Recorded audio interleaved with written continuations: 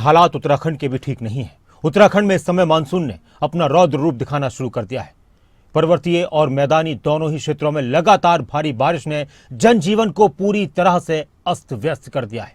प्रदेश के कई हिस्सों में जलभराव, बाढ़, भूस्खलन जैसी आपदाएं लोगों के लिए बहुत बड़ी मुसीबत बन चुकी हैं। और इसी बीच मौसम विज्ञान केंद्र ने एक बार फिर से राज्य के लिए चेतावनी जारी की है। उत्तराखंड में चारधाम की यात्रा भी चल रही है। इस बीच बहुत सारी बातें वहां से वक्त वक्त पर सामने आ रही हैं। ये रिपोर्ट देखिए।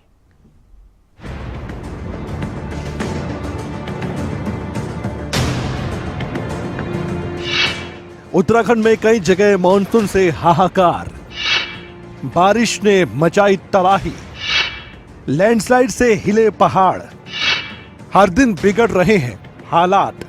उत्तराखंड में मानसून पूरी तरह से सक्रिय हो चुका है। आलम यह है कि जगह जगह बारिश के कारण जनजीवन प्रभावित हो रहा है। कहीं पर पहाड़ ढह रहे हैं तो कहीं पर हाईवे पर मलबा ही मलबा है। देवभूमि उत्तराखंड में आसमान से आफत बारिश बनकर बरसी।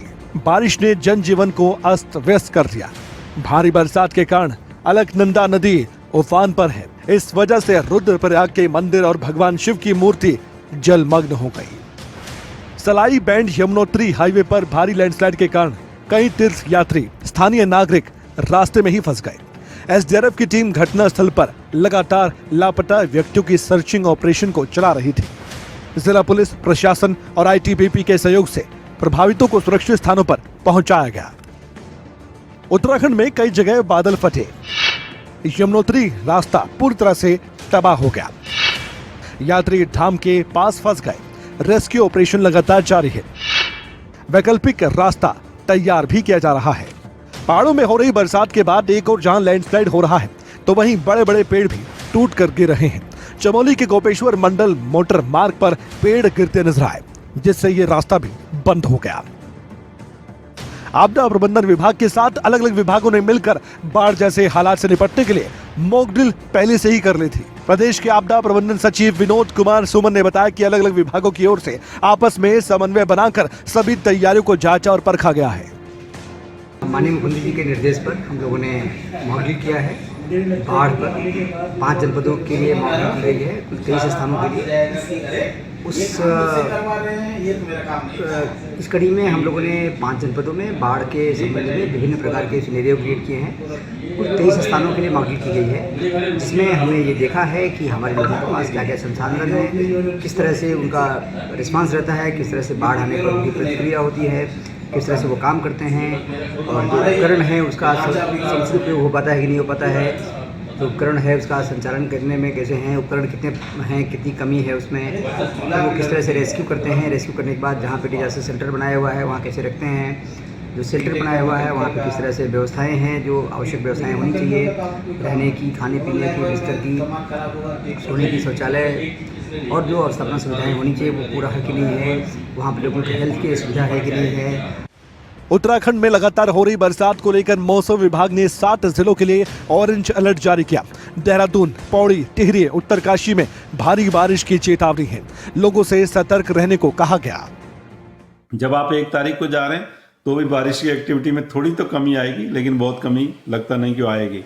तो आप ये कह सकते हैं कि ज़्यादातर जगहों में 1 और 2 तारीख को भी बारिश मिलने वाली है।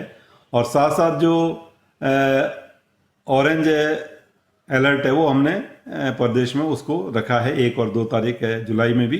तो उसमें भी हैवी से वेरी हैवी रेंज जो है कहीं कहीं पर वो देखने को मिलेगी प्रदेश में। अगर जरूरी हुआ तो उसको भी आगे बढ़ा भी सकते हैं, वार्निंग का स्तर जो है, नहीं तो अभी अगर प्रेजेंट में देखें तो इस तरह की स्थिति उसमें भी। बरसात के बीच चारधाम यात्रा को सुचारू कर दिया गया है। तीर्थ यात्रियों की सुरक्षा को ध्यान में रखते हुए प्रदेश के आपदा प्रबंधन सचिव विनोद कुमार सुमन ने उनसे अपील भी की है।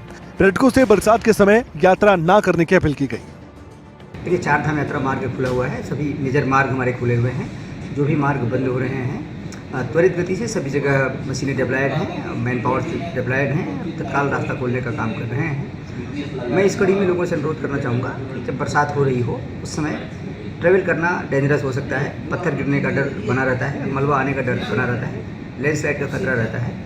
उसमें ट्रैवल ना करें, बरसात के रुकने का इंतजार करें। जब बरसात रुक जाता है उसमें ट्रैवल करें।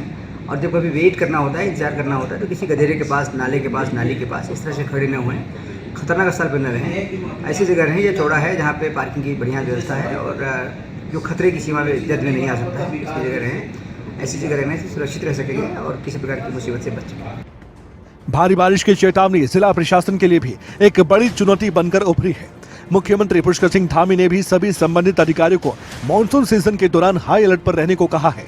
इसी कड़ी में देहरादून पुलिस प्रशासन भी मॉनसून सीजन के लिए अपनी कमर कस चुका है। उत्तराखंड की स्थिति दिन ब दिन बिगड़ती जा रही है। लगातार हो रही बरसात ने सड़कों, पुल और खेतों को क्षतिग्रस्त कर दिया है। पर्वतीय क्षेत्रों में कई स्थानों पर लैंडस्लाइड के कारण रास्ता भी बंद हो गया, जिससे आवागमन में भी कठिनाइयों का सामना करना पड़ रहा है।